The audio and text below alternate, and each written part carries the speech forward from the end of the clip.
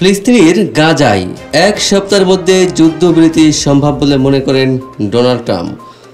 বলেছেন তিনি বিশ্বাস করেন এক সপ্তাহের মধ্যে হামাস ও ইসরায়েলের মধ্যে যুদ্ধবিরতি সম্ভব। শুক্রবার সাংবাদিকদের ওই কথা জানিয়েছেন তিনি। বলেছেন, আমার মনে হয় গাজায় খুব দ্রুত যুদ্ধবিরতি হবে। আমি সংশ্লিষ্ট কয়েকজনের সঙ্গে এ বিষয়ে কথা বলেছি, তবে বিস্তারিত জানাননি ট্রাম্প।